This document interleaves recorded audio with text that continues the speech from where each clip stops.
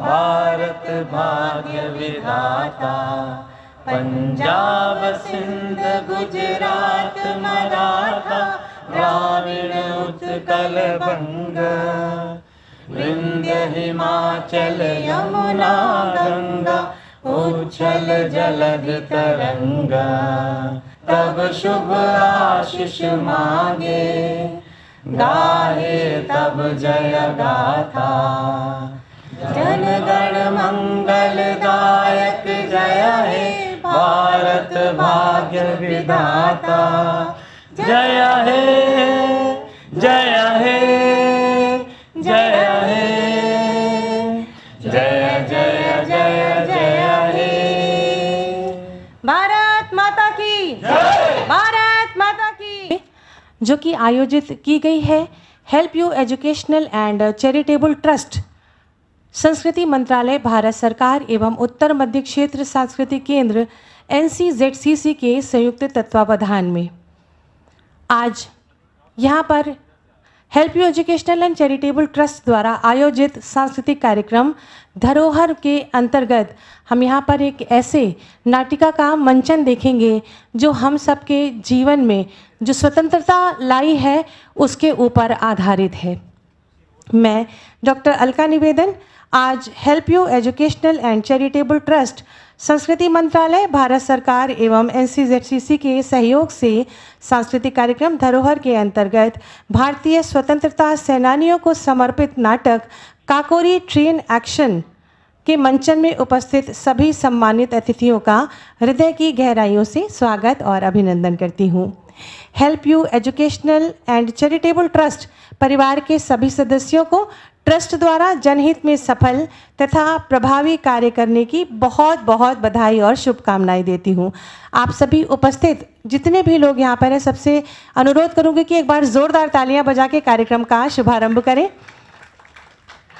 Help you educational and charitable trust के प्रबंध न्यासी श्री हर्षवर्धन अग्रवाल जी और न्यासी डॉक्टर रूपल अग्रवाल जी का भी मैं इस मंच के माध्यम से स्वागत करती हूं तथा आंतरिक सलाहकार समिति के सदस्यगण हमारे बीच में जो मौजूद हैं, डॉक्टर संतोष कुमार श्रीवास्तव जी, आपका स्वागत है। श्री MP अवस्थी जी, श्री अशोक कुमार जायसवाल जी, श्री विनय त्रिपाठी जी जो कि अभी रास्ते में हैं, पहुंच रहे हैं, और प्रोफेसर राजकुमार जी, वो भी अभी उनका आना यहाँ पर सुनिश्चित हुआ है, और भी जो लोग यहाँ पर हैं उनका स्वागत है, अभिनंदन है। ज़ुबाने हाल से अशफाक की तुरबत ये कहती है, मुहब्बिने वतन ने क्यों हमें दिल से बुलाया है। बहुत अफसोस होता है, बड़ी तकलीफ़ होती है, शहीद अशफाक की तुरबत है और धूपों का साया है। जी हाँ, ये चंद पंक्तियाँ उन अमर शहीदों के लिए हैं जिन्होंने हंसते हंसते भारत देश की आज़ादी के लिए अपने प्राण न्यौछावर कर दिए। आज हम कहीं ना कहीं अपने देश के क्रांतिकारियों की शहादत को भूलते जा रहे हैं, लेकिन इतिहास की किताबों के पन्ने आज भी जब हम पलटते हैं तो स्वतंत्रता सेनानियों, क्रांतिकारियों के बलिदान की कहानियाँ ये कह रही हैं, भारत देश की माटी से आज भी उनके देश प्रेम के जज्बे और जुनून की खुशबू आती है। ऐसे महान स्वतंत्रता सेनानियों व क्रांतिकारियों को हमारा शत शत नमन है। आज जो यहाँ नाटक प्रस्तुत होने जा रहा है काकोरी ट्रेन एक्शन, वो हम सब के लिए बहुत ही मायने रखता है, क्योंकि काकोरी उत्तर प्रदेश कि मलिहाबाद के पास एक ऐसी छोटी सी जगह है जो शायद तब उस समय उसका अस्तित्व ही नहीं था, लेकिन जब ये काकोरी ट्रेन एक्शन, जिसको कि अभी तक घटना कहा जाता था, लेकिन हमारे उत्तर प्रदेश के वर्तमान माननीय मुख्यमंत्री माननीय श्री योगी आदित्यनाथ जी ने इसको घटना क्रांति दुर्घटना नाम हटा के इसको काकोरी ट्रेन एक्शन नाम दिया है। उस दिन के बाद से ये काकोरी हम सब के लिए बहुत ही महत्वपूर्ण हो गया, क्योंकि उस दिन के बाद से स्वतंत्रता की जो ये लड़ाई शुरू हुई उसने वहीं से अंगड़ाई लेनी शुरू की थी। मैं एक बार फिर से आप सभी का स्वागत और अभिनंदन करती हूँ। हम सब एक परिवार की भांति यहाँ पर बैठे हुए हैं और कहते हैं कि हमारी भारतीय परंपरा है कि किसी भी कार्यक्रम का शुभारंभ दीप प्रज्वलन के माध्यम से किया जाना श्रेयस्कर होता है। मैं बहुत ही आदर के साथ help you educational and charitable trust के न्यासी श्री हर्षवर्धन अग्रवाल जी, डॉक्टर रूपल अग्रवाल जी और आंतरिक सलाहकार के सभी सदस्यों को मंच पर आमंत्रित करूंगी कि दीप प्रज्वलन करके कार्यक्रम का विधिवत शुभारंभ करें। मंगल दीपम नमाम्यहम्। और भारत रत्न श्री अटल बिहारी वाजपेयी जी की ये पंक्तियाँ कि आओ फिर से दिया जलाएं, आओ फिर से दिया जलाएं, भरी दोपहरी में अंधियारा, सूरज परछाई से हारा, अंतरतम का नेह निचोड़ें, बुझी हुई बाती सुलगाएं, आओ फिर से दिया जलाएं, आओ फिर से दिया जलाएं।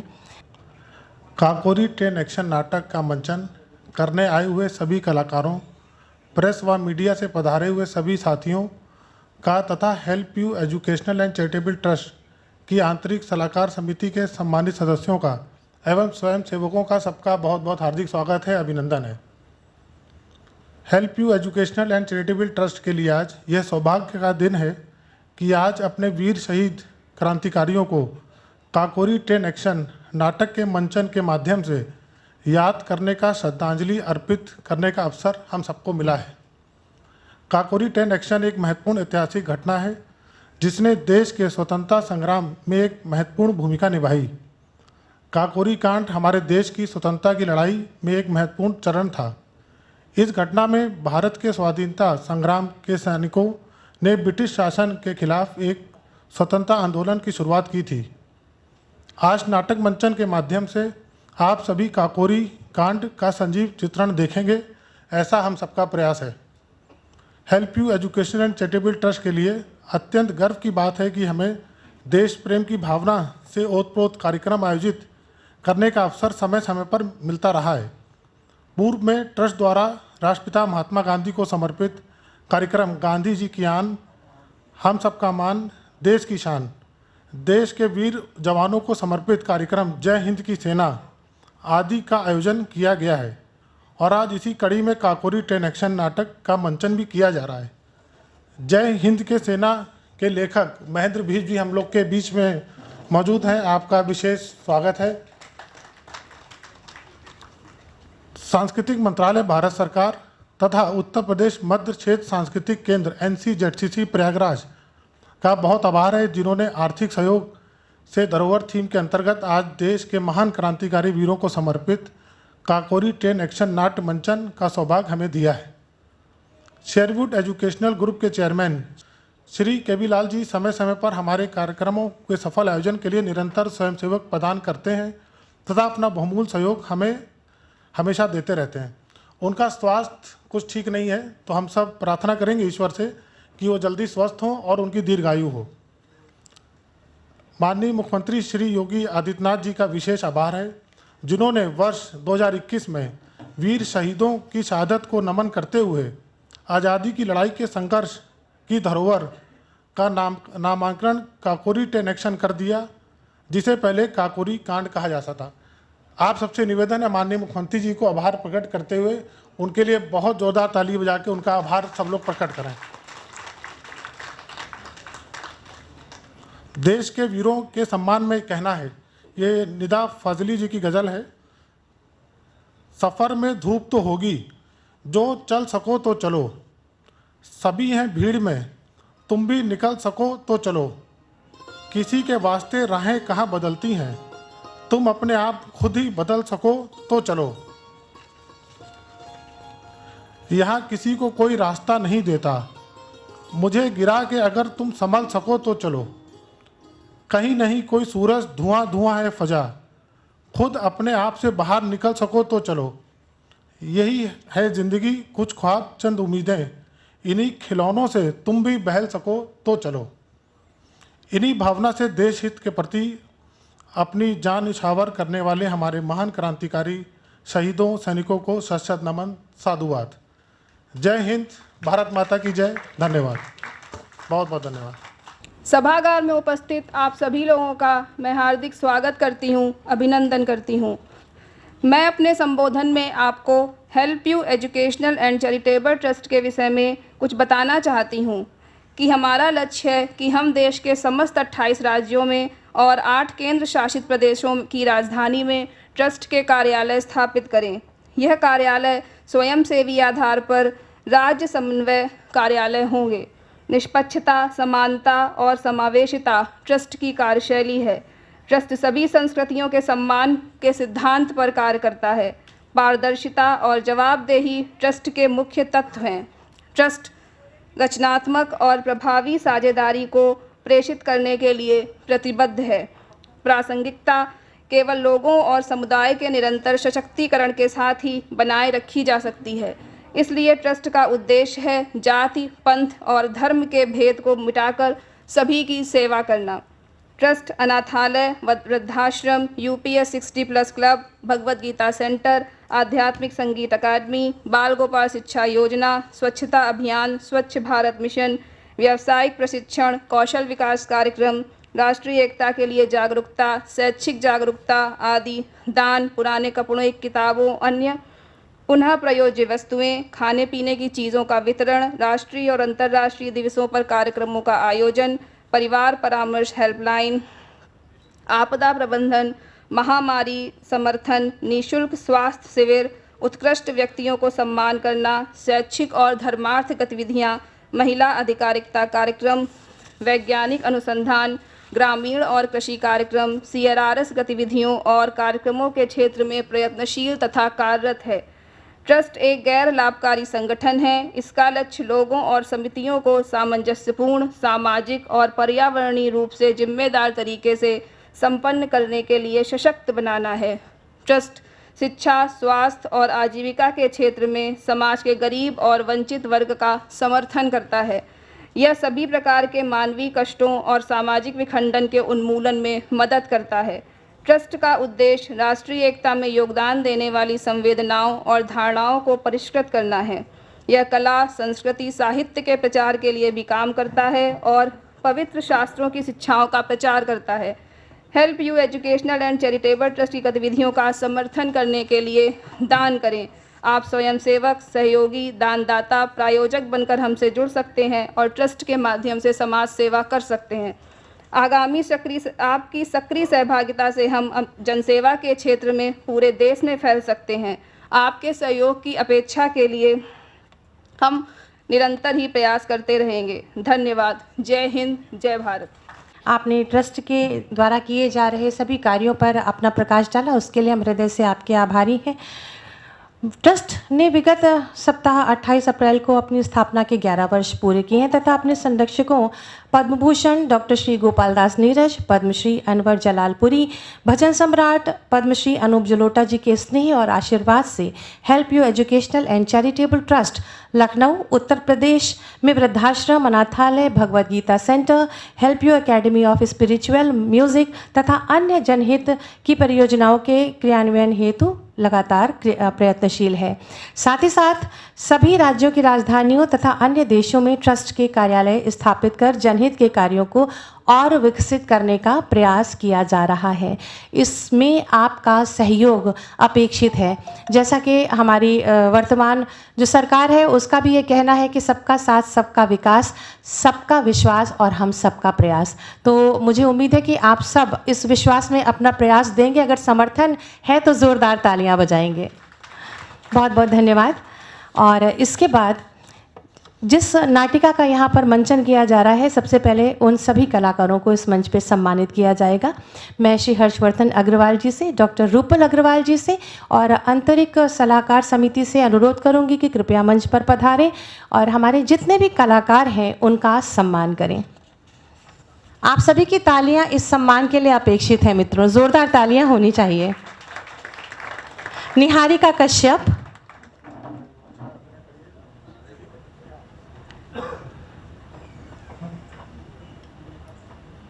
टीका देखने के बाद आपकी तालियों में थोड़ा सा दम और ज़ोर और होगा, तो अभी से हम लोग थोड़ी कोशिश करें और तालियां ज़ोरदार बजाएं। नीलम श्रीवास्तव,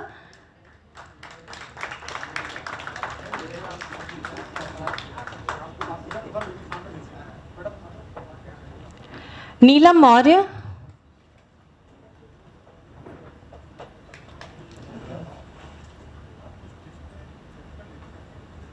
नीलम मौर्य,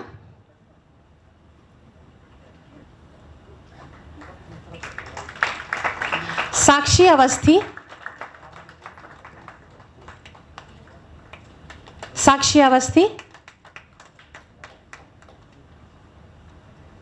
साक्षी अवस्थी, करण दीक्षित, करण दीक्षित,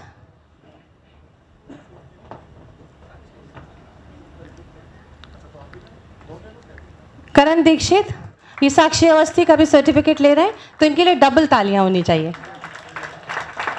कोमल प्रजापति, कोमल प्रजापति,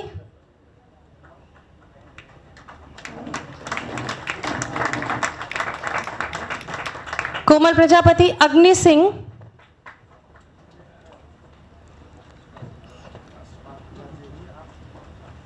आप कोमल प्रजापति, कोमल प्रजापति, अग्नि सिंह, विशाल कुमार वर्मा,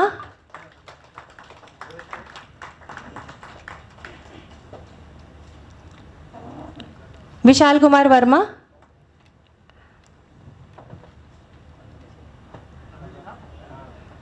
अग्नि सिंह, विशाल कुमार वर्मा,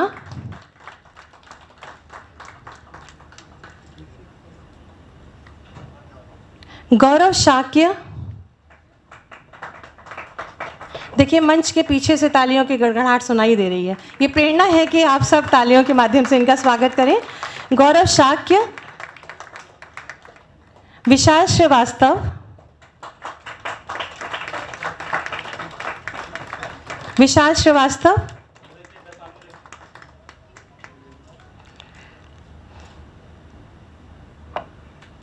आशीष सिंह, आशीष सिंह,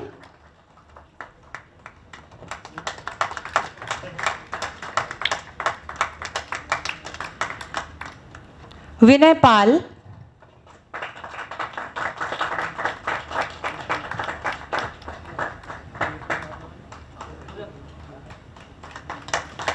विनय पाल, रामचरण,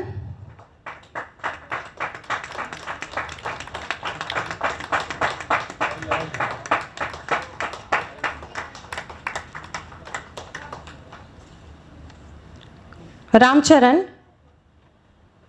श्रेयांश यादव,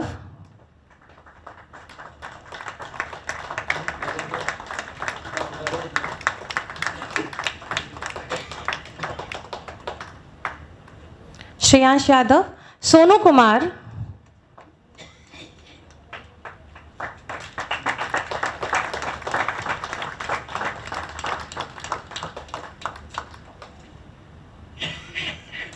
सुंदरम मिश्रा,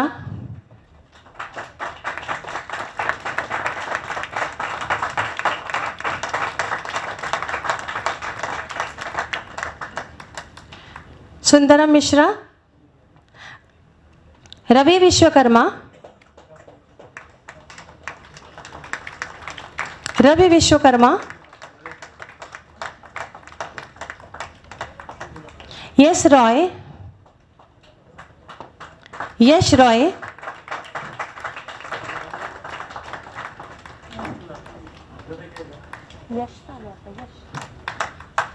यश रॉय, प्रसून शुक्ला,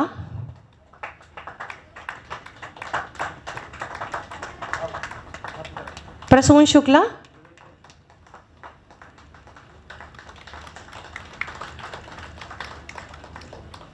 ओमकार पुष्कर,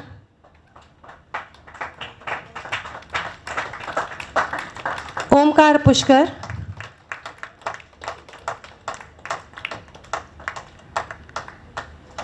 अमन कुमार,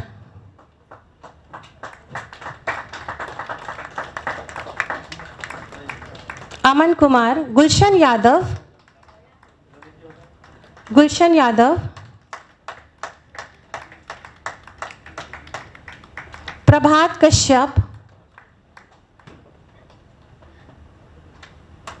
प्रभात कश्यप,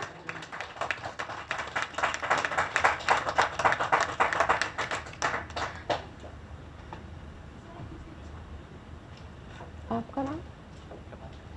प्रभात कश्यप, अभय प्रताप,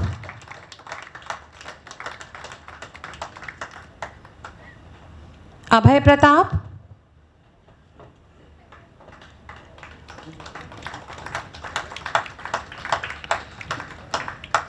सचिन गुप्ता,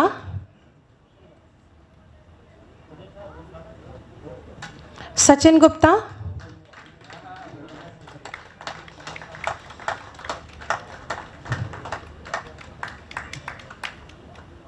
सचिन गुप्ता, जहीर अहमद,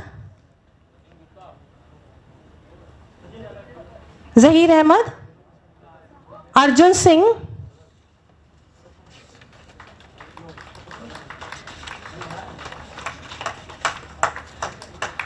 सचिन जी अगर छूट गए हो तो आ जाए।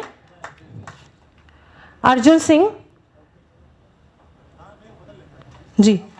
और इस पूरे नाटक का जो लेखन, परिकल्पना और निर्देशन किया है श्री चंद्रभाष सिंह जी को बुलाऊंगी। जोरदार तालियां होनी चाहिए आपके लिए।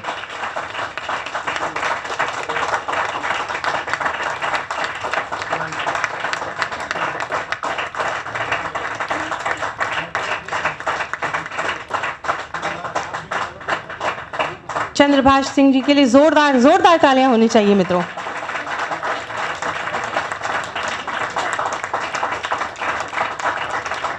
जितने भी कलाकारों को हमने यहाँ पर, दुबलिस है तो कोई शचीन्द्र नाथ सान्याल है तो कोई चंद्रशेखर आज़ाद है। अभी हम कुछ देर बाद इन सब को भूलकर आज़ादी के मतवालों को इस मंच पे देखेंगे। एक बार इन सभी के लिए जोरदार तालियां मंच तक प्रेषित करें। उसके ऊपर प्रकाश डालती हूँ। काकोरी कांड कर वीरों ने गोरों की नींद उड़ाई थी, भड़क उठी थी आग देश में, नई क्रांति आई थी। 9 अगस्त 1925 को काकोरी में जो हुआ वो देश की आज़ादी का वो लम्हा था जिसे सुनकर हर कोई सहम उठता है। ये कोई मामूली लूट नहीं थी बल्कि अंग्रेजी हुकूमत को हिला देने वाली लूट थी। 9 अगस्त 1925 को शाहजहांपुर से लखनऊ आ रही ट्रेन को काकोरी में हिंदुस्तान रिपब्लिक एसोसिएशन के क्रांतिकारियों ने लूटा। इस घटना को अंजाम देने वालों राम प्रसाद बिस्मिल, अशफाक उल्लाह खां, राजेंद्र प्रसाद लाहिड़ी, केशव चक्रवर्ती, मुकुंदी लाल, बनवारी लाल सहित 10 क्रांतिकारी इसमें शामिल थे। लखनऊ से 20 किलोमीटर की दूरी पर स्थित काकोरी में राष्ट्र नायकों ने उस ट्रेन को रोका और सरकारी खजाने को लूट लिया। उस दौरान ब्रिटिशर खजाने की कीमत 8,000 रुपये थी और उसको निकालने की योजना हमारे क्रांतिकारियों ने बनाई, लेकिन 4,000 रुपये ही निकाल सके। अंग्रेज़ों ने इसे डकैती का नाम दे दिया।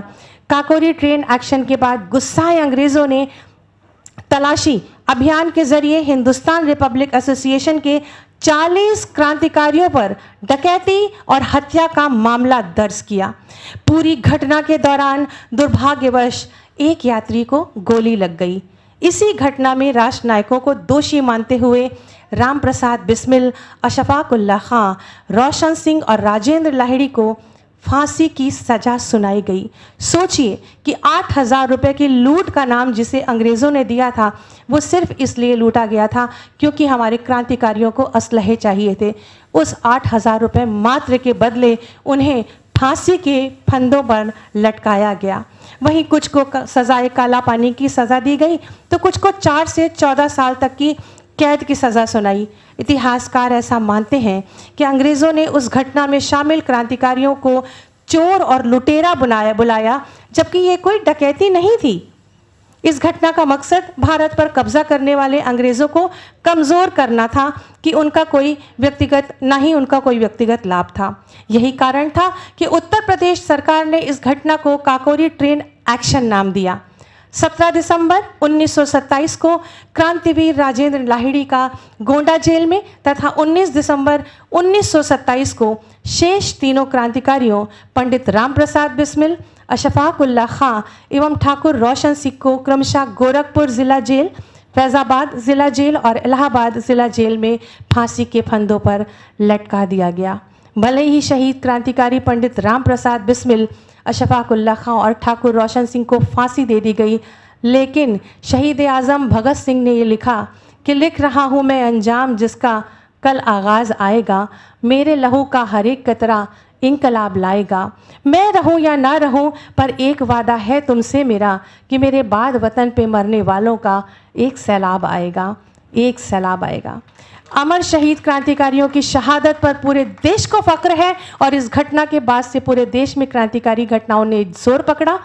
आज इस मंच पर काकोरी ट्रेन एक्शन का मंचन हमारे सभी अनुभवी कलाकार कर रहे हैं। तो आइए, मैं कलाकारों और आपके बीच में किसी भी प्रकार की बाधा नहीं बनूंगी। मैं बस इतना अनुरोध करूंगी कि जोरदार तालियां बजाकर इन कलाकारों का स्वागत करें।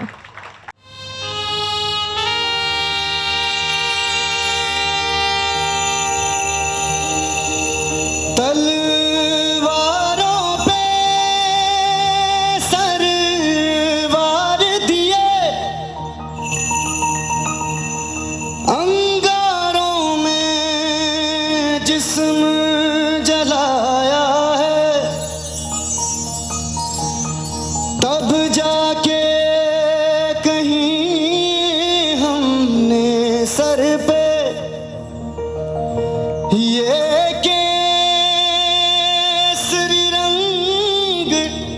सजाया है।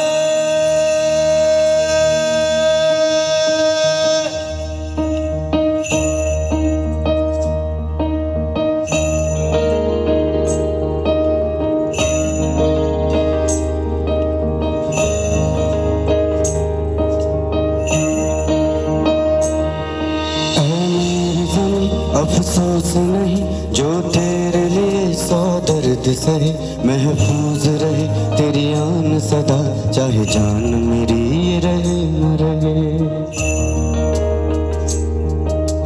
मेरी ज़मीं महबूब मेरी, मेरी नस नस में तेरा इश्क बहे, फीका न पड़े कभी रंग तेरा, जिस मुंह से निकल के खून कहे।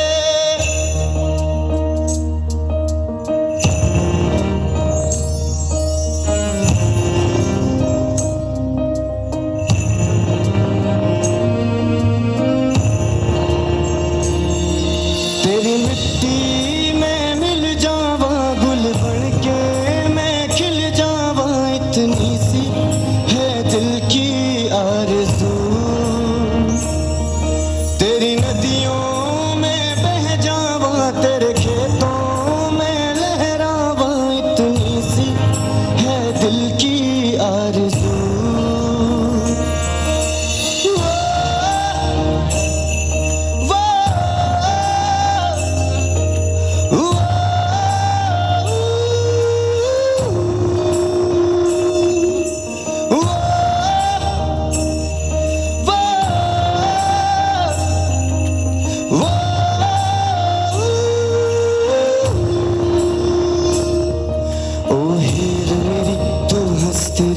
तेरी आंख घड़ी भर नम ना हो, मैं मरता था जिस मुखड़े पे, कभी उसका उजाला कम ना हो। माई मेरी क्या फिक्र तुझे, क्यों आंख से दरिया बहता है, तू कहती थी तेरा चांद हूँ मैं, और चांद हमेशा रहता है।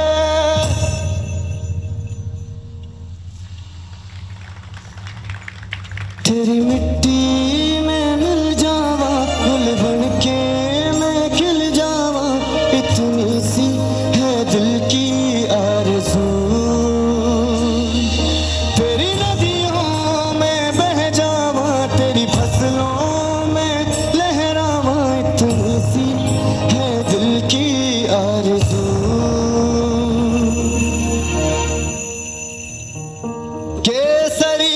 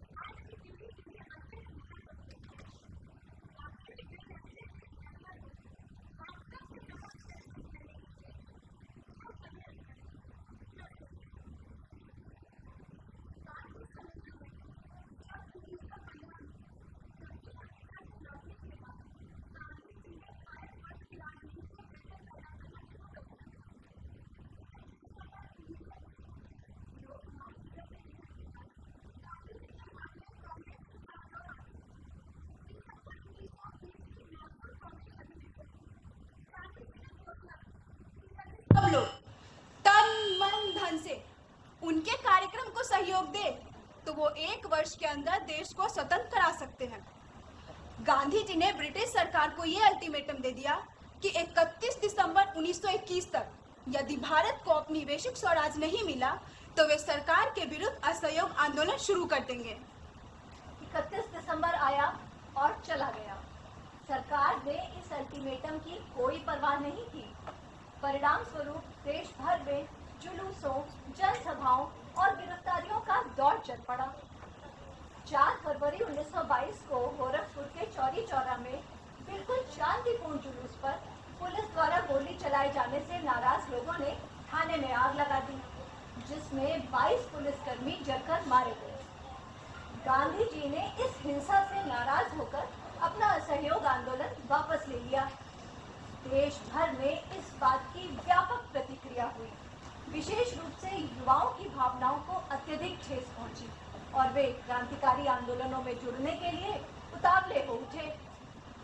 सचिन दास ने 1923 में दिल्ली कांग्रेस अधिवेशन में भाग लेने के बाद अपने क्रांतिकारी दल यंग मेंस एसोसिएशन का नया नाम हिंदुस्तान रिपब्लिकन एसोसिएशन HRA रख दिया। देखते ही देखते श्री राजेंद्र नाथ लाहिड़ी, जोगेंद्र चंद्र चटर्जी, सचिंद्र नाथ बख्शी, मुकुंदीलाल, सुरेश चंद्र भट्टाचार्य आदि HRA के प्रमुख सदस्य बन गए। उन दिनों बनारस, शाहजहांपुर क्रांतिकारी गतिविधियों के केंद्र में था, जहां सचिन दास, राम प्रसाद बिस्मिल एवं अशफाकुल्लाह खां आदि क्रांतिकारी पहले से ही सक्रिय थे। आगे चलकर श्री प्रणवेश चटर्जी ने बनारस में सक्रिय श्री चंद्रशेखर आजाद जी को भी पार्टी से जोड़ा। दिखाते हैं, सौगंध दिखाते हैं कि अपना तन मन धन देश की आजादी के लिए न्यौछावर कर देंगे।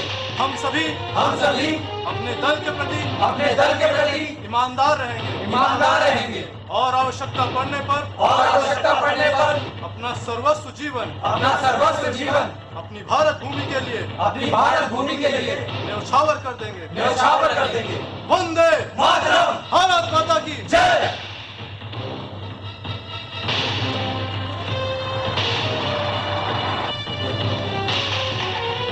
देखिए, हम सब बिना अपने नेता की आज्ञा के कहीं भी नहीं आए जाएंगे और न ही किसी दूसरी संस्था के सदस्य बनेंगे। यदि दल से विश्वासघात किया तो पार्टी से निष्कासन या सजाए मौत भी हो सकती है। दल के सदस्यों को दल का यह निर्देश है कि वे अपने राजनीतिक विकास के लिए अध्ययनशील हों और भावी क्रांति के लिए सब प्रकार की तैयारियों में भी जुट जाएं। प्रत्येक सदस्य महाराणा प्रताप, छत्रपति शिवाजी, रानी लक्ष्मीबाई आदि क्रांतिकारियों की जीवनियां व आयरिश क्रांति पर किताबें व रॉलेट कमीशन की रिपोर्ट भी अनिवार्य रूप से पढ़े। जी, जैसा आदेश। आज की सभा हम यहीं समाप्त करते हैं। आगे आवश्यकता पड़ने पर आप सभी को संदेशा मिल जाएगा। वंदे मातरम। पार्टी के रास्ते में बड़ी कठिनाइयां थी। संगठन कार्यकर्ताओं को अपना सब काम गुप्त रूप से करना पड़ता था। काम के लिए काफी तादाद में धन की आवश्यकता थी। साथ ही लोगों को सशस्त्र बनाने के लिए हथियारों की भी जरूरत थी। आमतौर से चंदा मांगना संभव नहीं था। कुछ लोगों की सहायता काम की व्यापकता के सामने न कहीं बराबर थी।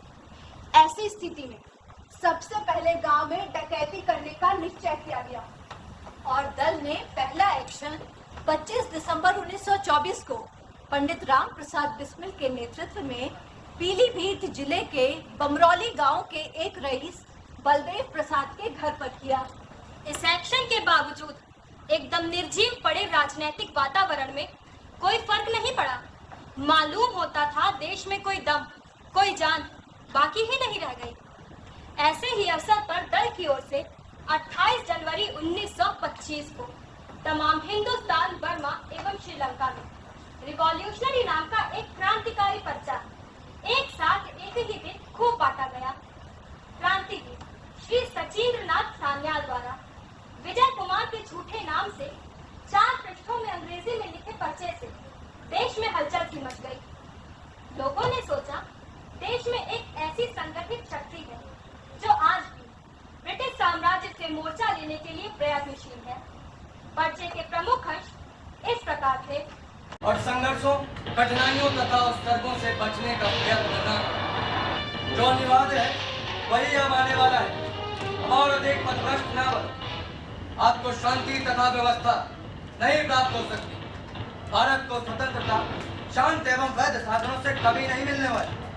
मौजूदा सरकार का अस्तित्व ऊर्जा इसी बात के कारण है क्योंकि विदेशियों ने भारतीय जनता को सफलतापूर्वक आतंकित कर दिया। हम क्रांतिकारी न तो आतंकवादी हैं और न ही अराजकतावादी। देश में अराजकता का प्रसार या प्रचार करना कभी हमारा उद्देश्य नहीं रहा। वंदे मातरम, वंदे मातरम, वंदे मातरम। इनकलाब जिंदाबाद, इनकलाब जिंदाबाद, इनकलाब जिंदाबाद। भारत माता की जय, भारत माता की जय, भारत माता की जय, भारत माता की जय। इनकलाब जिंदाबाद, इनकलाब जिंदाबाद, इनकलाब जिंदाबाद। वंदे मातरम, वंदे मातरम, वंदे मातरम, वंदे मातरम। भारत माता की जय, भारत माता की जय, भारत माता की जय। वंदे मातरम, वंदे मातरम, वंदे मातरम। भारत माता की जय, भारत माता की जय, भारत माता की जय। वंदे मातरम, वंदे मातरम, वंदे मातरम, वंदे मातरम, वंदे मातरम, वंदे।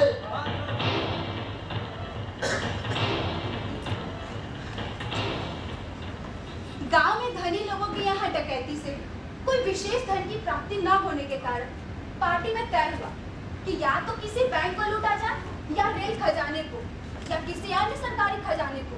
यहाँ ये भी तय हुआ कि इसे राजनीतिक तरीके से किया जाए जिससे पार्टी का राजनीतिक चरित्र स्पष्ट हो और आम जन को एक संदेश भी मिले।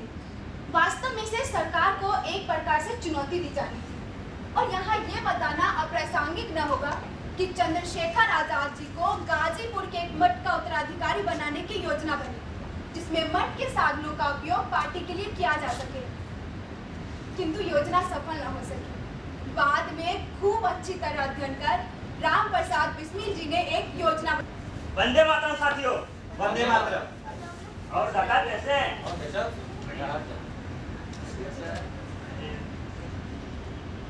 वंदे मातरम साथियों, वंदे मातरम।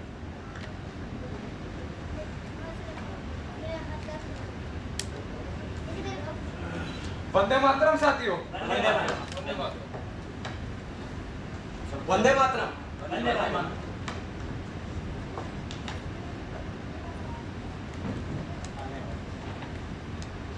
रोशनदा, आजाद जी नहीं आए अभी तक? अरे आ ही रहे होंगे। लो आ गए आजाद भाई। वंदे मातरम साथियों, वंदे मातरम। आओ आजाद, बैठो।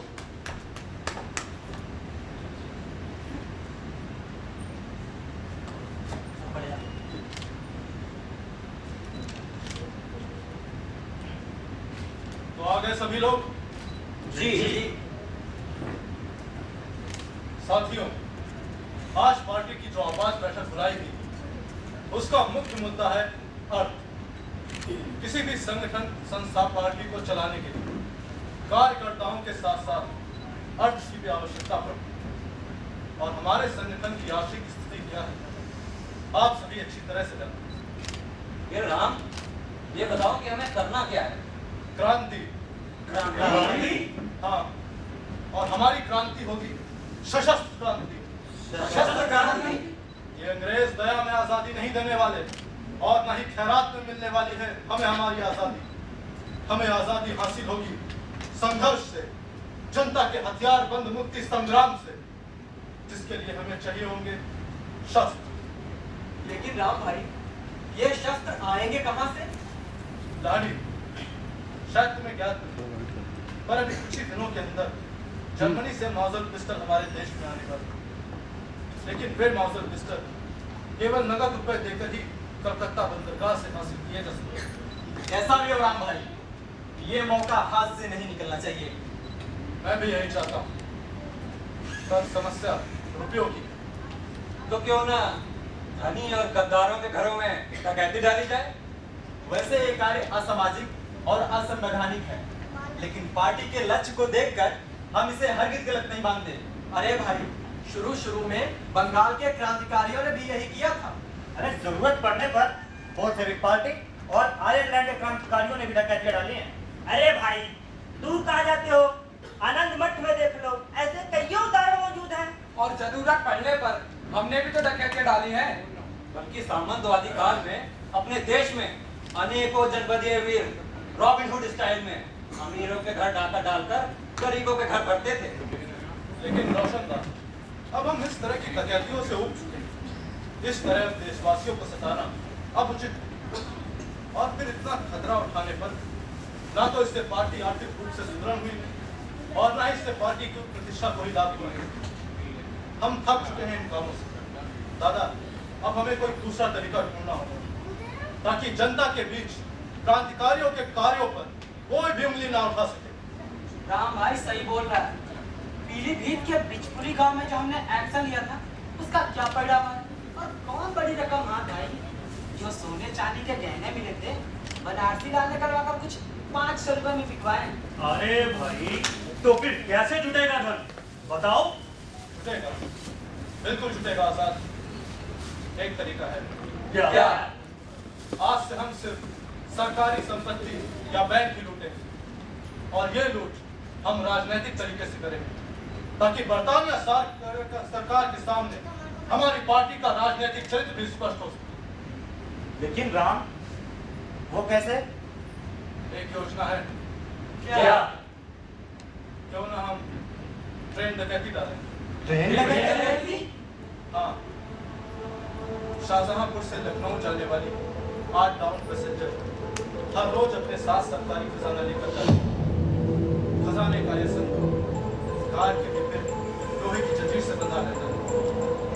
हर स्टेशन पर ट्रेन के रुकते ही स्टेशन मास्टर रुपयों से भरी थैली गार्ड को दे देता है। गार्ड उस थैली को सरकारी संदूक में रख देता है। क्यों ना हम इस सरकारी संपत्ति पर ही अपना हाथ साफ करें? तुम लोग क्या कहते हो? राम भाई, मेरे ख्याल से इस योजना से सब लोग सहमत होंगे। क्यों भाई लोगों? लेकिन मैं नहीं। राम, मैं इस ट्रेन को लूटने के हक में नहीं। क्यों? क्योंकि ये काम जोखिम भरा है। ये अंग्रेजी हुकूमत के लिए खुली चुनौती होगी। और फिर हम जानते हैं हमारी पार्टी अभी मजबूत नहीं है। उसमें वह शक्ति नहीं कि सरकार से सीधा युद्ध कर सके। और इस हालात में भी नहीं है कि सरकार से सीधी लड़ाई छेड़कर पार्टी को कायम रख सके। पहले हमें पार्टी का आधार मजबूत करना होगा, इसे विभिन्न स्तरों पर विकसित करना होगा। बल्कि ट्रेन लूटने से ये हो सकता है सरकार ज्यादा अलर्ट हो जाए, उसका सारा ध्यान हमारी पार्टी पर केंद्रित हो जाए। इससे पार्टी को नुकसान पहुंच सकता है और पार्टी के बिखरने का डर जो न हमारे हित में सही है न देश के। इसलिए ट्रेन डकैती के स्थान पर कुछ और उपाय सोचा जाए। ठीक कह रहे हो अशफाक, पर तुम इस वास्तविकता से तो कहीं बात कर चुके हो कि इस वक्त हमारी पार्टी कितनी जर्जर और कर्जदार हो चुकी है। इस बोझ से उभरने और हथियारों को खरीदने के लिए हमें नकद रुपयों की जरूरत है और ये हथियार मैं किसी भी कीमत पर खरीदना चाहता हूँ। तुम ही बताओ अशफाक, हम क्या कर सकते हैं? अरे भाई, खजाना लूटने के सिवाय हमारे पास और कोई रास्ता भी तो नहीं है। वो यारों, पार्टी का काम फिर से शुरू हुआ है। इसी बहाने बरतानिया सरकार को यह बता दें कि जोर कितना बाजुए खाते में है। अशफाक भाई, अब और सोचने विचारने का समय नहीं है। अब तो बस इस जालिम सत्ता को खाक देखने का समय है। बोलो अशफाक, क्या कहते हो?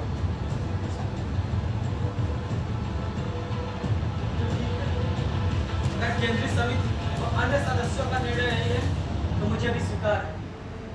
और आप सभी को? हम तैयार हैं। हाँ, हम तो तैयार हैं। तो सुनो, जब गाड़ी किसी छोटे स्टेशन पर खड़ी होगी तो हम उस पर हमला करेंगे। लेकिन राम, इसमें जोखिम ज्यादा है। कई व्यक्तियों के मारे जाने की भी संभावना है। नहीं, कोई खून खराबा नहीं। हम किसी भी गोरे या भारतीय को जानबूझकर मारने का प्रयत्न नहीं करेंगे। अच्छा, तय ये रहा कि काकोरी स्टेशन के पास हम जंजीर खींचकर ट्रेन खड़ी कर देंगे। अशफाक, बख्शी, लाड़ी सेकंड क्लास में चढ़ेंगे। ये निश्चित स्थान पर जंजीर खींचकर ट्रेन खड़ी कर दें। जी, जैसा आदेश। इस टुकड़ी का पूरा नेतृत्व अश्वाक तुम करो। जी। मन्मथनाथ, मुकुंदीलाल, मुरारीलाल, केशव चक्रवर्ती, आजाद और मैं तीसरे दर्जे के डिब्बे में चढ़ेंगे। और रोशनदार, आप जाके कल उन हथियारों वाली पार्टी से भी बात करें। ठीक है। तो हम 8 अगस्त को इस काम को अंजाम देंगे। सेकंड क्लास में चढ़ेंगे। ये निश्चित स्थान पर जंजीर खींचकर ट्रेन खड़ी कर देंगे। जी, जैसा आदेश। इस टुकड़ी का पूरा नेतृत्व अश्वाक तुम करोगे। जी। मन्मथनाथ, मुकुंदीलाल, मुरारीलाल, केशव चक्रवर्ती, आजाद और मैं तीसरे दर्जे के डिब्बे में चढ़ेंगे। और रोशनदार, आप जाके कल उन हथियारों वाली पार्टी से भी बात करें। ठीक है। तो हम 8 अगस्त को इस काम को अंजाम देंगे। जी। तो तय रहा? तय रहा। दिन 8 अगस्त। Train 8 down. जगह काकोरी। हम लोग के छुट्टे का स्थान शाहजहांपुर स्टेशन। कोई शर्त, कोई शुबा? जी नहीं। खैर सौदागरो, अब है तो बस इस बात में वक्त के फरमान के आगे झुका दो गर्दने। वक्त का फरमान अपना रुख बदल सकता नहीं। मौत टल सकती है, अब फरमान टल सकता नहीं। खैर सौदागरो, वंदे मातरम, वंदे मातरम, वंदे मातरम। भारत माता की जय, भारत माता की जय, भारत माता की जय।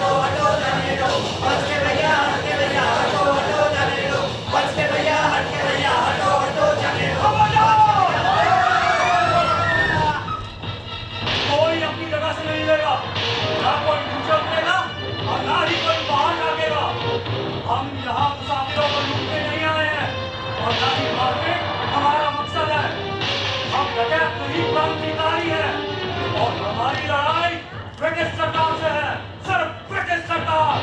हम यहाँ सिर्फ सरकारी संपत्ति लूटने आए हैं। हम किसी भी मुसाफिर को नहीं लूटेंगे। चल, ले चल। जाएगी नहीं। चल। देखता है कि नहीं? आजा, जल्दी करो।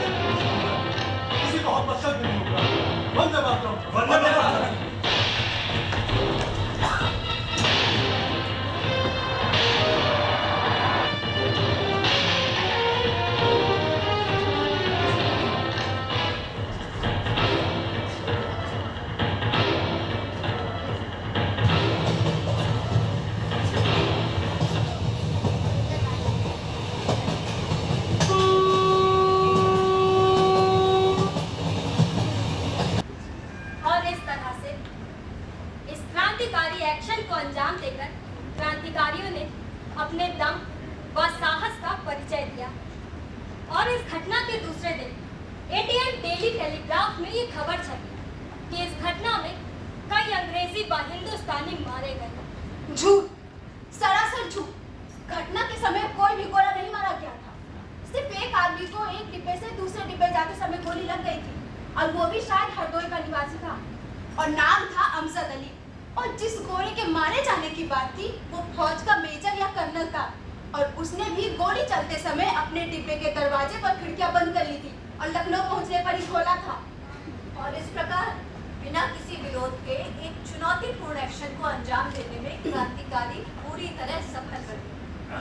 इससे क्रांतिकारियों के दो प्रमुख उद्देश्य पूरे हुए। पहला, शासन को खुली चुनौतियां और जनता को संदेश, और दूसरा, संस्था को मजबूत बनाने के लिए लूटे हुए धन से एक बड़े पैमाने पर आवश्यक शस्त्रों की खरीद।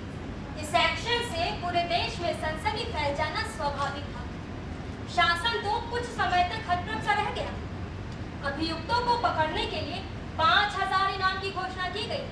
प्रत्येक रेलवे स्टेशन और थानों पर इस घोषणा के इश्तिहार टांग दिए गए। परंतु इस घटना से उत्साहित जनता की क्रांतिकारियों के प्रति सहानुभूति और गहरी हो गई। खुफिया विभाग के एक वरिष्ठ अंग्रेज अधिकारी मिस्टर आर्य हटन को इस घटना की विवेचना का इंचार्ज बना दिया गया।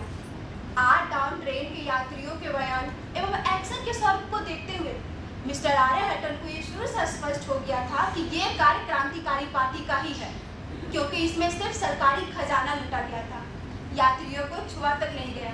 अतः चारों ओर खुफिया पुलिस सक्रिय कर दी गई। 26 सितंबर 1925 की रात को पूरे उत्तर भारत में एक साथ सभी संदिग्ध लोगों के घरों पर छापेमारी की गई। दल के नेता पंडित राम प्रसाद बिस्मिल शाहजहांपुर में अपने घर से गिरफ्तार हुए। मनमथ नाथ गुप्त उस समय बनारस में थे। पुलिस ने 25 सितंबर की रात से ही उनके घर के बाहर घेरा डाल रखा था, और सवेरे जैसे ही उन्होंने दरवाजा खोला वे गिरफ्तार हो गए। राजेंद्र लाहिड़ी के घर पर भी छापा मारा गया, लेकिन वे दल की ओर से बम बनाना सीखने के लिए कोलकाता जा चुके थे। चंद्रशेखर आजाद जी के कमरे में भी तलाशियां हो रही थी, पर वे भी गायब थे। सचिंद्र नाथ बख्शी उस दिन गिरफ्तारी से बाल बाल बचे। कानपुर में वीरभद्र तिवारी और राम दुलारी त्रिवेदी को गिरफ्तार किया गया। इलाहाबाद में भूपेंद्र नाथ सान्याल विचित्र तरीके से पुलिस के हाथ लगे। प्रेम किशन खन्ना, इंद्रभूषण मिश्र, हरगोविंद और बनारसी लाल भी गिरफ्तार कर लिए गए। ठाकुर रोशन सिंह भी पुलिस के गिरफ्त में आ गए, किंतु अशफाक उल्लाह पुलिस को चकमा देकर फरार हो गए। बाद में कई लोग रिहा कर दिए गए और शेष पर लखनऊ की अदालत में मुकदमे की कार्रवाई शुरू हो गई। पुलिस ने अनेकों पर सरकारी गवाह बनने का दबाव डाला। बनारसी लाल सरकारी गवाह बन गया। उसने कई महत्वपूर्ण राज पुलिस को बता दिए। इंद्रभूषण मिश्र भी सरकारी गवाह बन गया। मुकदमा लखनऊ की अदालत में चल रहा था। मजिस्ट्रेट थे सैयद अमीरुद्दीन। अभियुक्तों की शिनाख्त में बहुत धांधली की गई। मानसिक शारीरिक रूप से तोड़ने के जितने प्रयास हो सकते थे किए गए, पर वे न झुके न टूटे। जब तक रहे जिंदगी की जीत में यकीन करते रहे। शाम को कभी कीर्तन करते, तो कभी कबड्डी, कभी कुश्ती, तो कभी रात को नाटक। केवल हंसी खेल ही नहीं, बहस भी खूब जमकर होती। रविवार के दिन तो पूछिए मत, हंगामा मचा रहता। और फैसले के एक दिन पहले तो जेल में कमाल ही हो गया।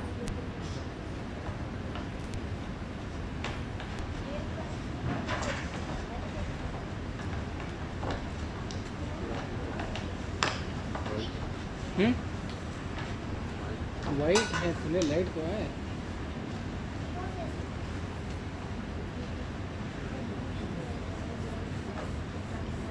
सुरेश भैया कैसे हैं? अच्छे हैं, अच्छे हैं।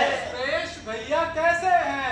अच्छे हैं, अच्छे हैं। सुरेश भैया कैसे हैं? अच्छे हैं, अच्छे हैं। सुरेश भैया क्या देंगे? रोटी देंगे, रोटी देंगे। सुरेश भैया क्या देंगे? रोटी देंगे, रोटी देंगे।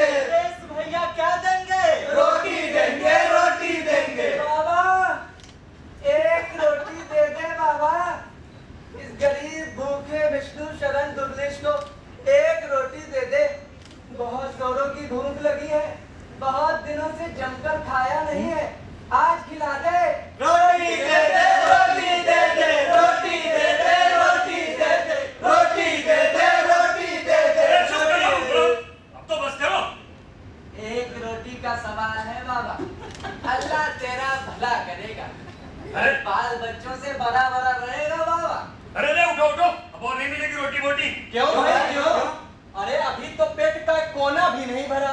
सुरेश बाबू, फांसी के बदले भूखों मारने की सजा है क्या? अरे रोटी बनाते बनाते मेरी कमर ढीली हो गई है और तुम लोगों का पेट है कि भरने का नाम ही नहीं ले रहा है। खाए जा रहे हो, खाए जा रहे हो। पता है कितनी रोटियां तोड़ी तुम लोगों ने? जेल का सारा आटा खत्म हो गया और तुम पेटवों का पेट है कि ब्रिटिश सरकार का हाईकोर्ट भरने का नाम ही नहीं ले रहा है। खाए जा रहे हो, खाए जा रहे हो। अरे इसमें इन बंदों का क्या कसूर है? ना तुम 22 तरह की तरकारियां बनाते और ना हम पेटुओं की भूख जगती। अरे श्रीमानो, तुम लोगों के भूख का यही हाल रहा ना तो समझो सरकार का बच गया बाजा। अरे बजता है तो बजने दो। मानो अगर तुम लोग को सरकार इस तरह खाते हुए देख लेना तो कल का फैसला आज सुना के झंझट काटेगी। सुनाए ना, यहाँ डरता कौन है? वैसे भी 18 महीने तो हो गए, अच्छा है जल्दी फैसला हो और ये बवाल कटे। अरे अच्छा, हो क्या हमारा फैसला करेंगे?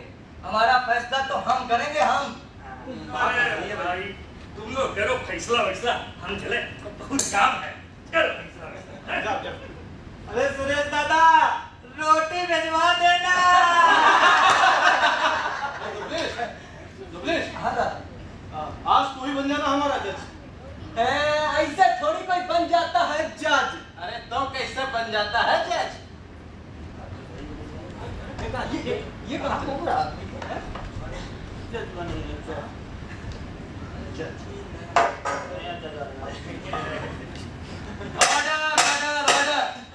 ऐसे बनता है जज। शोर बोल नहीं, शांत हो जाइए। ये विष्णु शरण दुबलीश की अदालत है, मजिस्ट्रेट हैमिल्टन का नहीं, जहाँ धांधली का राज हो, झूठों का मकर जाल हो, यहाँ इंसाफ होगा। इंसाफ। दूध अलग, पानी अलग, सच इधर, झूठ उधर। अरे भाइयों, कुछ भी कहो, जज के रोल में चल रहा है अपना दुबलेश। अच्छा अच्छा, ज्यादा भाषण मत झाड़, कार्रवाई शुरू कर। कार्रवाई।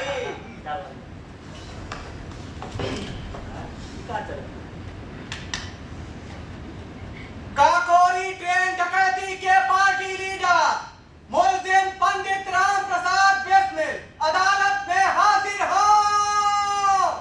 पंडित राम प्रसाद बिस्मिल अदालत में हाजिर हो। चिल्ला कह रहा है? दिखता नहीं क्या? इधर तो बैठा हूँ। तो बच्ची कहाँ मारो? जब साहब से कह के आपकी सजा बढ़वा दूंगा।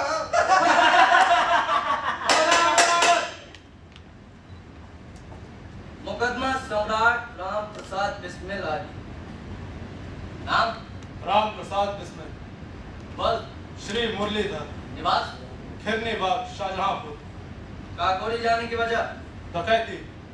डकैती की वजह? धन। धन की वजह? शस्त्र। शस्त्र की वजह? क्रांति। क्रांति। लेकिन क्रांति तो शांतिपूर्ण ढंग से भी हो सकती है। हमारी क्रांति का रास्ता अलग है। अलग? सशस्त्र क्रांति हमारा रास्ता है। सशस्त्र क्रांति? हथियार बंद लड़ाई द्वारा देश की मुक्ति, भ्रष्ट क्रूर हिंसक व्यवस्था से मुक्ति। मुक्ति का मकसद? हिंदुस्तान को ब्रिटिश उपनिवेश शासन की गुलामी से आजाद कराना। तुम बगावत करना चाहते हो? हाँ। तुम तख्त पलटना चाहते हो? हाँ। तुम इस मुल्क को दयालु ब्रिटिश साम्राज्य से छीनना चाहते हो? हाँ हाँ हाँ, छीनना चाहता हूँ मैं, छीनना चाहता हूँ।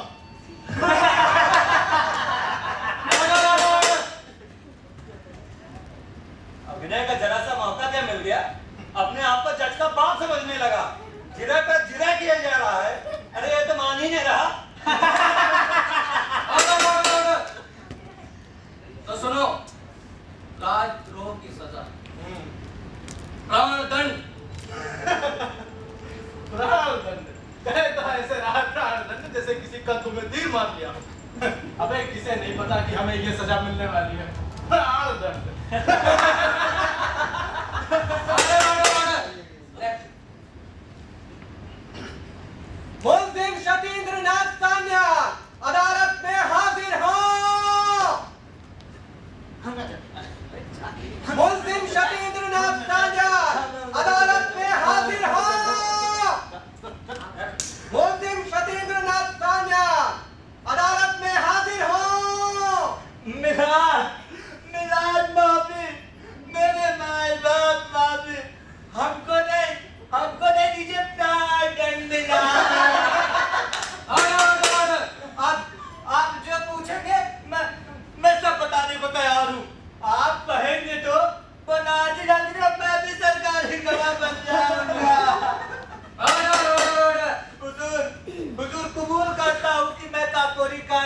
काबिल था।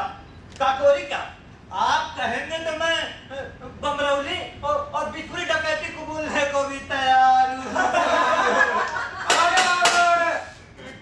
क्या करता हुजूर, जबरन इन लोगों ने ऐसा करने पर मजबूर किया हुजूर। और सबसे ना जो इन्होंने ही दिया था हमारे ऊपर। दया मिलाद दया, मुझ गरीब इंसान पर दया करे। मुझ पर नहीं तो मेरी गृहस्थी पर तरस का है। मिलाद एकदम कच्ची गृहस्थी है, उसे ढाए नहीं मिलाद, उसे ढाए।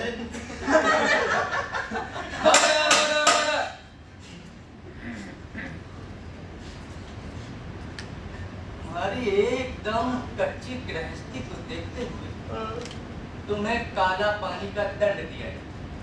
काला पानी?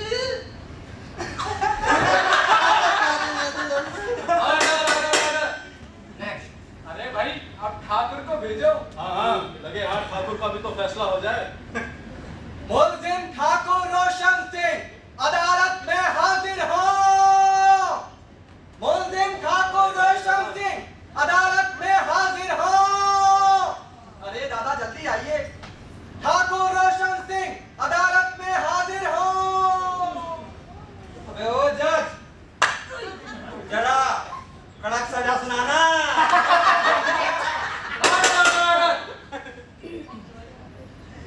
चूंकि आप बमरौली डकैती में शामिल नहीं थे, लेकिन उस स्थान की जानकारी आपने सबको दी, इसलिए आपको 5 साल की सख्त सजा पामशक्कर। ओ जज के बच्चे, सजा सुनाने की तमीज भी है? मैं क्या लुटिया चुरा के लाया हूँ? ये 5 साल की सजा सुना रहा है। अरे वाह, पंडित तो फांसी और मुझे सिर्फ 5 साल। बेवकूफ कहीं का। जज साहब से मेरा निवेदन है कि आपको जो भी निवेदन करना है फिटनेस बॉक्स में आकर करिए। आओ भाई। जज साहब से मेरा निवेदन है कि अदालत की मानहानि के आरोप में ठाकुर रोशन सिंह की सजा 15 दिन और बढ़ा दी जाए।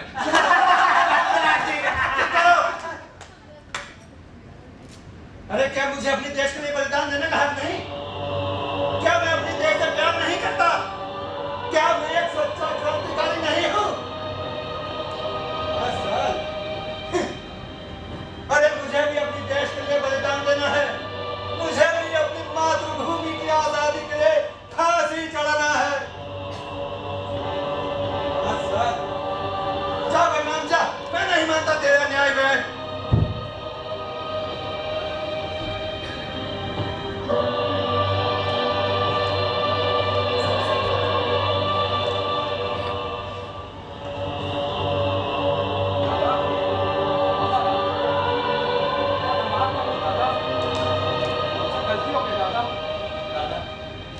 भाइयों में आप सबसे बड़े हैं, छोटे भाइयों को देखकर माफ कर दीजिए। दादा, आज बात करिए। कल फैसला होने को जाने हम सब कल कहाँ हो ये शेयर करो। दादा माफ कर दीजिए। फिर हम लोग मिले ना मिले, माफ कर दो दादा। दादा माफ कर दो, माफ कर दो, दादा माफ कर दो।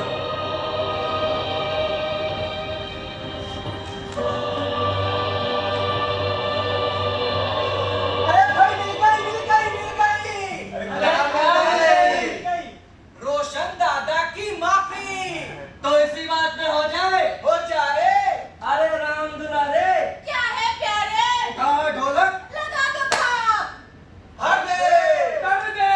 रंग दे बसंती चोला।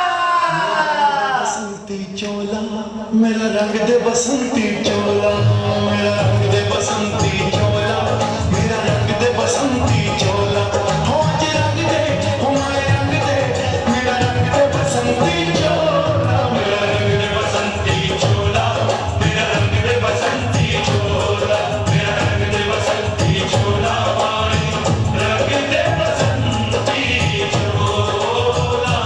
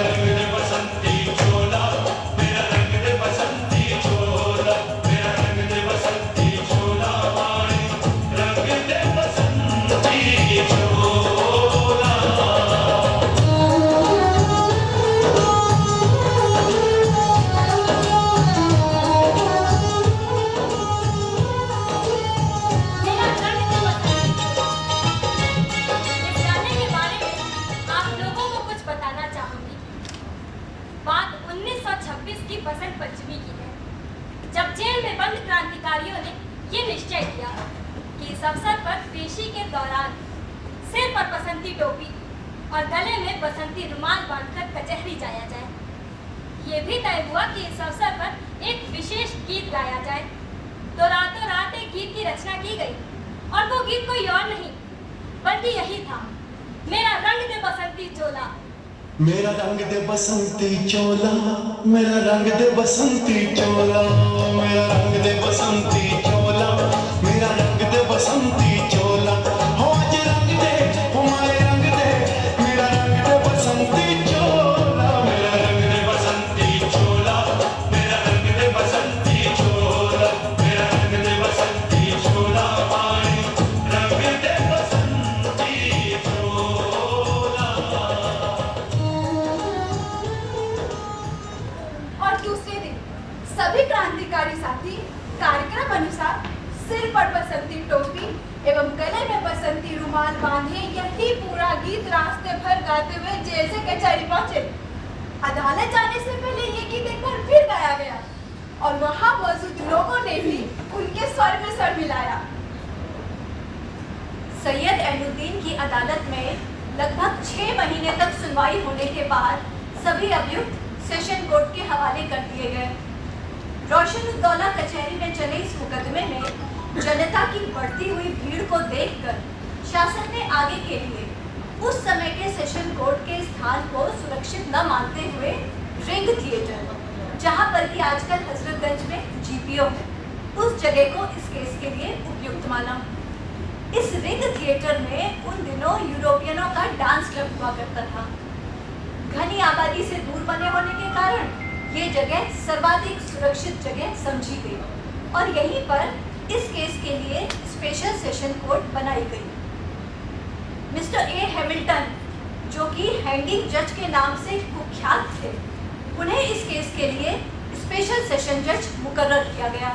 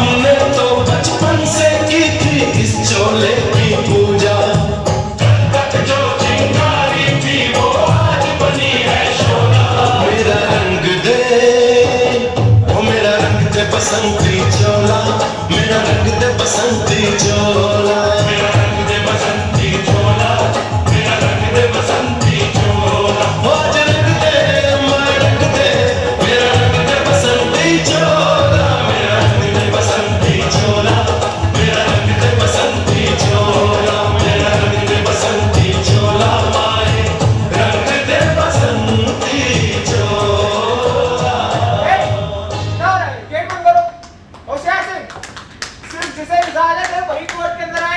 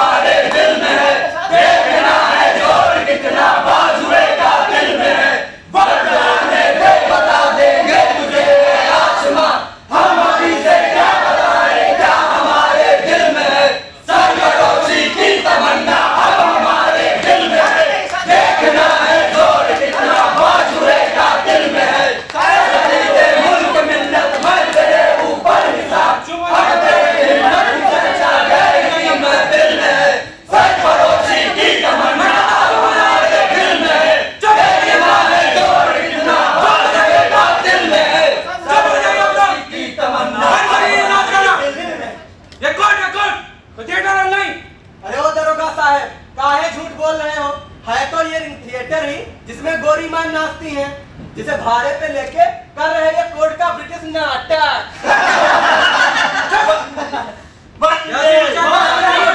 नारों का समय तो है। वंदे मातरम, वंदे मातरम, भारत माता की जय, भारत माता की जय। सब बोलेंगे शांति से। तमन्ना अब हमारे दिल में, देखना है जोर कितना बाजुएगा दिल में। सरफरोशी की तमन्ना अब हमारे दिल में, देखना है जोर कितना बाजुएगा दिल में। सरफरोशी की तमन्ना अब हमारे दिल में, देखना है जोर कितना बाजुएगा दिल में। सरफरोशी की तमन्ना अब हमारे दिल में, देखना है जोर कितना बाजुएगा दिल में। सरफरोशी की तमन्ना अब हमारे दिल में, देखना है जोर।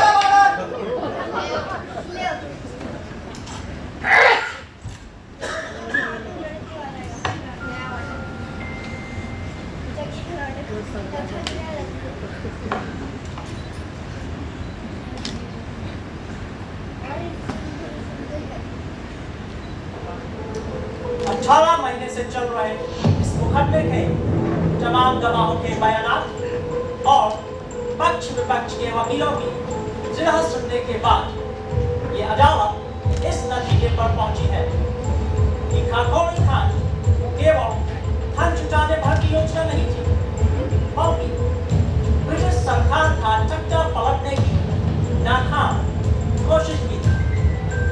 ये सच है कि वे अपने व्यक्तिगत लाभ के लिए इस कार्य में शामिल नहीं हुए थे, लेकिन किसी भी अभियुक्त ने न तो अफसोस जाहिर किया है और न ही इस बात की गारंटी दी है कि भविष्य में इस प्रकार के आंदोलनों से अपने को अलग रखेगा। लिहाजा इन अभियुक्तों पर इंडियन पीनल कोड की धारा 121A सम्राट के विरुद्ध युद्ध की घोषणा, 120B अराजनैतिक साजिश और 396 कत्ल डकैती लगाया जा रहा है, जिसके मुताबिक निम्न सजा दी जा रही है। मिस्टर राम प्रसाद मिश्र को पहली 2 दफाओं के मुताबिक आजन्म खालापानी और तीसरी के मुताबिक फांसी है। चल जट वंदे मातरम, वंदे मातरम, वंदे मातरम। मिस्टर राजेंद्र नाथ को पहली 2 दफाओं के मुताबिक आजन्म खालापानी और तीसरी के मुताबिक फांसी है। चल जट भारत माता की जय, भारत माता की जय, भारत माता की जय। मिस्टर रोशन सिंह को पहली 2 दफाओं के मुताबिक 5 years की सख्त कैद और तीसरी के मुताबिक है। चल जट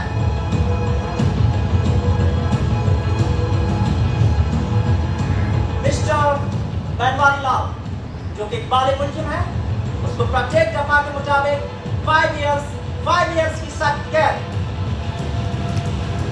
मिस्टर सचिंद्र नाथ सान्याल को आजन्म खालापानी, मिस्टर प्रवेश चटर्जी को 5 years की सख्त कैद, मिस्टर भूपेंद्र नाथ सान्याल, राम दुलारे द्विवेदी और प्रेम किसान खन्ना को 5 years की सख्त कैद, मिस्टर विष्णु सरांजोबैस और सुरेश चंद्र भट्टाचार्य को 7 years की सख्त कैद, मिस्टर योगेश चंद्र चटर्जी, मुकुंदलाल, गोविंदा चरणकार, राजकुमार सिंह और रामकिशन खत्री को 10 years की सख्त कैद। इंकलाब जिंदाबाद, इंकलाब जिंदाबाद, इंकलाब जिंदाबाद, भारत माता की जय। आज के मुकदमे के फैसले की कार्रवाई समाप्त होती है। अदालत बर्खास्त। अरे ओ जज साहब, देशभक्ति का सर्वश्रेष्ठ पुरस्कार देने के लिए आपका धन्यवाद। हम सब बड़े कृतज्ञ हैं। अरे सर तन से जुदा कर दो, ये है हाथ तुम्हारे, पर रूह से जज्बा जुदा कर नहीं सकते। इंकलाब जिंदाबाद, इंकलाब जिंदाबाद, इंकलाब जिंदाबाद, वंदे मातरम, वंदे मातरम, वंदे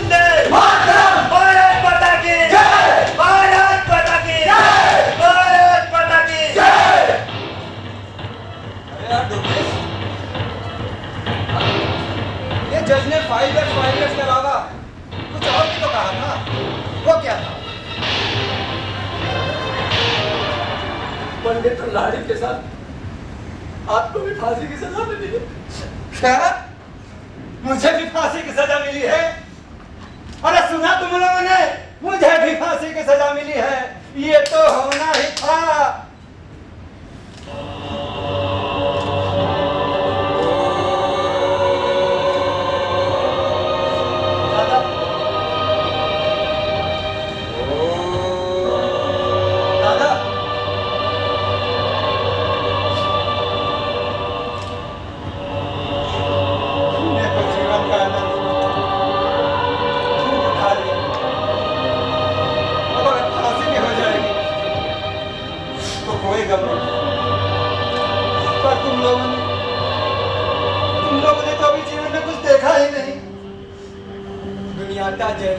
बदले गए, दुनिया ही जैसे बदल गई है।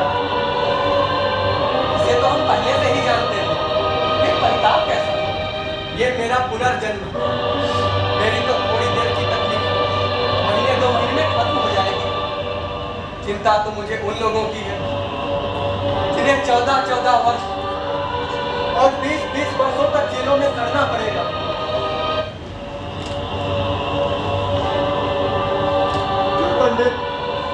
तो अकेले जाना चाहते थे। ये ठाकुर तुम्हारा पीछा छोड़ने वाले नहीं, वो तुम्हारा साथ ही जाएगा। दादा, आप जैसा बड़ा भाई भगवान सबको दे। आप बलिदान में तो हम सबसे आगे निकले दादा।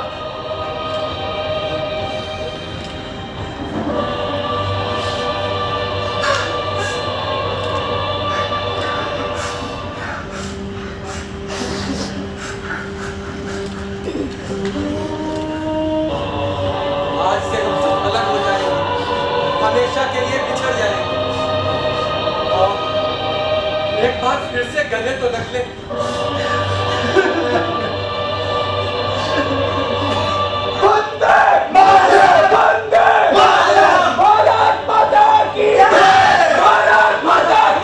एक अलग लारी में और बाकी अन्य साथियों को अन्य अलग-अलग लारियों में लखनऊ जेल लाया गया, जहां उनके विभिन्न कोणों से अनेक फोटो खींची गई।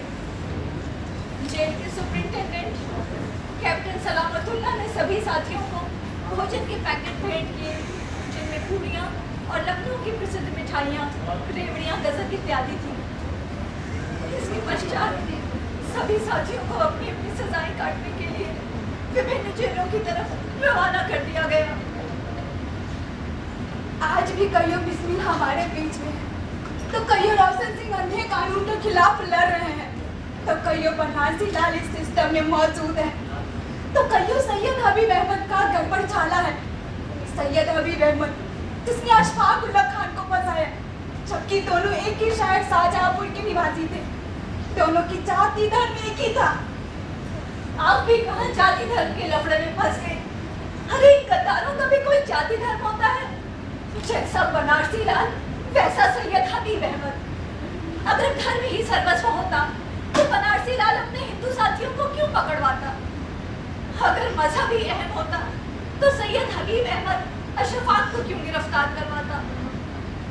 अरे इन जैसों का तो एक ही धर्म है, एक ही मजहब है, और वो है अपना स्वार्थ। इसके अलावा इन जैसों का कोई धर्म, कोई मजहब नहीं होता।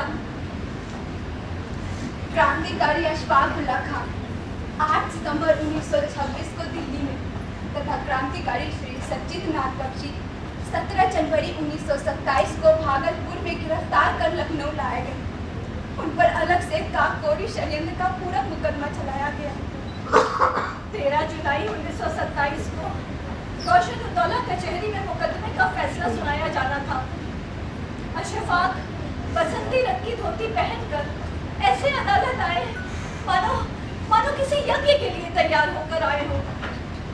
स्पेशल सेशन जज मिस्टर J.R.W. बेनेट ने अशफाक को फांसी और सच्चिदानंद बख्शी को आजीवन कारावास की सजा सुनाई। और वो दिन भी आ गया जब इन चारों ने हंसते हंसते भारत माँ की आजादी के लिए मौत को गले लगा लिया।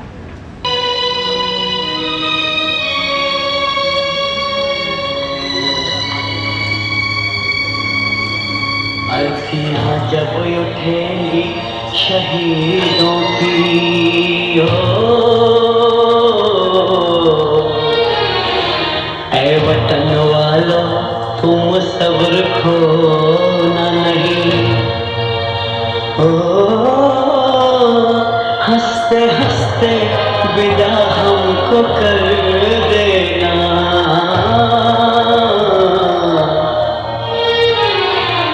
आंसुओं से आंखें भिगोना नहीं। इतना वादा करो जब आजादी मिले, इतना वादा करो जब आजादी मिले। याद करना हमें भूल जाना नहीं।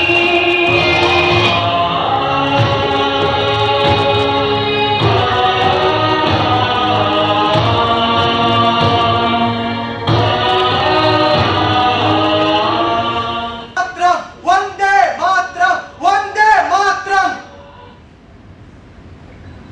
18 दिसंबर 1927 पंडित राम प्रसाद बिस्मिल, गोरखपुर जिल्ह्याचे I wish the downfall of British Empire.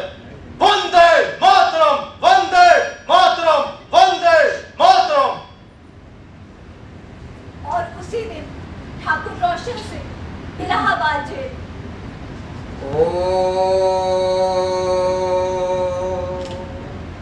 Vande Mataram, Vande Mataram, Vande Mataram.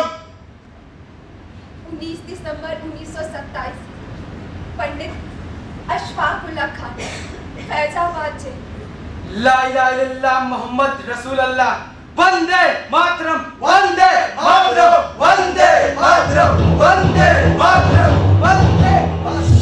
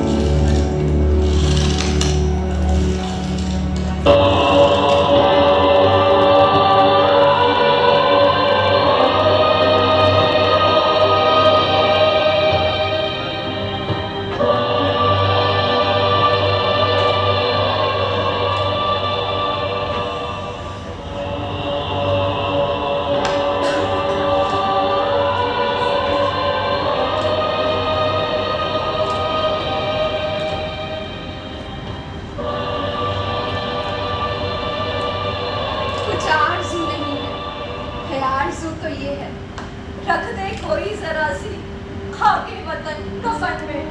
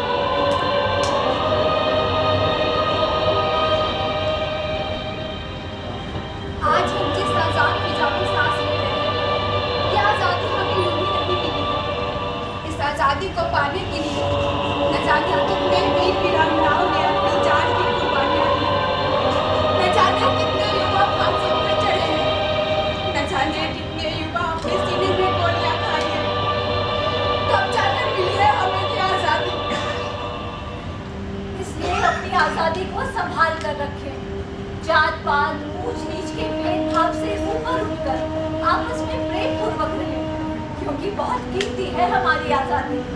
को अमृतत्व देकर इस जहां में शौर्य की जीवित कहानी हो गए, है नमन उनको जिनके सामने बौना हिमालय है जो धरा पर गिर पड़े और आसमानी हो गए।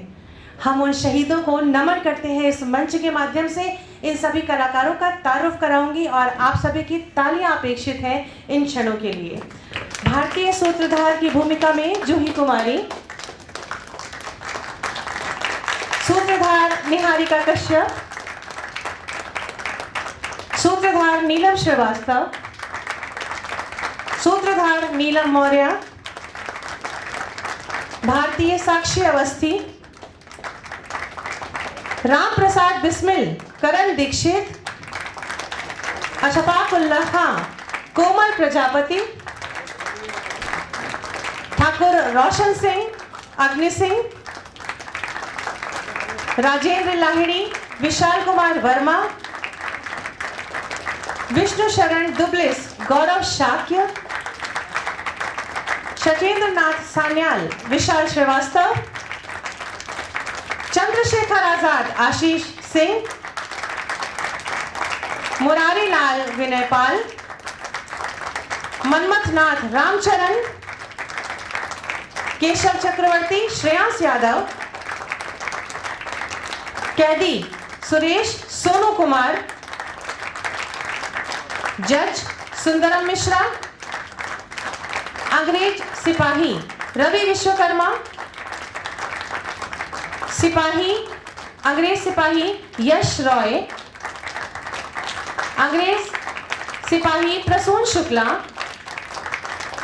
अंग्रेज सिपाही ओमकार पुष्कर और काकोरी ट्रेन एक्शन की ट्रेन जिसने चलाई ट्रेन ड्राइवर अमन कुमार, अंग्रेज सिपाही गुलशन यादव, भारतीय प्रभात कश्यप। ये तो थे हमारे मंच के ऊपर के कलाकार। मंच परे जिनकी खास भूमिका रही लाइट पर अभय प्रताप, सचिन गुप्ता और शहीद अहमद मुखसज्जा, पार्श्व संगीत अर्जुन सिंह, वस्त्र विन्यास जूही कुमारी, मंच सामग्री निहारिका कश्यप, सह निर्देशन जूही कुमारी और अंत में लेकिन सबसे ऊपर लेखन परिकल्पना एवं निर्देशन चंद्रभाष सिंह।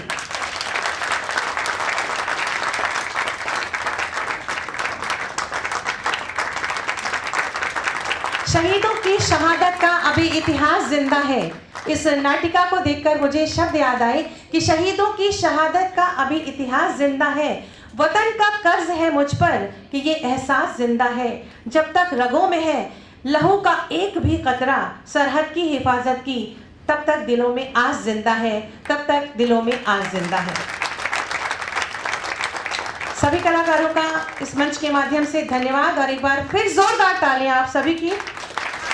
और धन्यवाद ज्ञापन के लिए मैं doctor S K. Srivastava ji trust के आंतरिक सलाहकार को आमंत्रित करूंगी कि कृपया मंच पर पधारें और धन्यवाद ज्ञापन दें। नमस्कार साथियों, मैं सबसे पहले अपने सबसे सम्मानित मुख्यमंत्री श्री योगी जी को धन्यवाद देना चाहूँगा कि इन्होंने इस काकोरी कांड का नाम बदल करके काकोरी ट्रेन एक्शन दिया है। इसके पश्चात में अपने विशेष रूप से उन सभी कलाकारों का हृदय की गहराइयों से धन्यवाद करना चाहूँगा जिन्होंने काकोरी ट्रेन एक्शन मंच पर आउटस्टैंडिंग परफॉर्मेंस दी है। यह परफॉर्मेंस इतना सजीव और रोमांचक था कि ऐसे लग रहा था कि सारी घटनाएं आंखों के सामने से गुजर रही हैं। मैं उन सारे व्यक्तियों एवं महानुभावों को भी कांग्रेचुलेट करना चाहूँगा जिन्हें आज पुरस्कृत किया गया है और उनसे आशा करूँगा कि भविष्य में वे इसी प्रकार से अच्छे कार्य करते रहें। मैं यहाँ पर पधारे सभी अतिथियों, भाई बहनों और बच्चों का भी बहुत आभारी हूँ कि आप लोगों ने अपना कीमती समय निकालकर इस कार्यक्रम को सफल बनाया। आशा है भविष्य में भी आप इस प्रकार से सहयोग देते रहेंगे। मैं यहाँ पर उपस्थित समस्त प्रिंट एवं मीडिया साथियों का हृदय से स्वागत करता हूं और उनका धन्यवाद करता हूं कि इस प्रोग्राम को वे अच्छी तरह से कवर करेंगे। अंत में मैं उन सभी लोगों का आभार प्रकट करना चाहूँगा जिन्होंने इस कार्यक्रम को सफल बनाने में अपना प्रत्यक्ष या अप्रत्यक्ष सहयोग एवं श्रमदान दिया है। धन्यवाद। जय हिंद, जय भारत।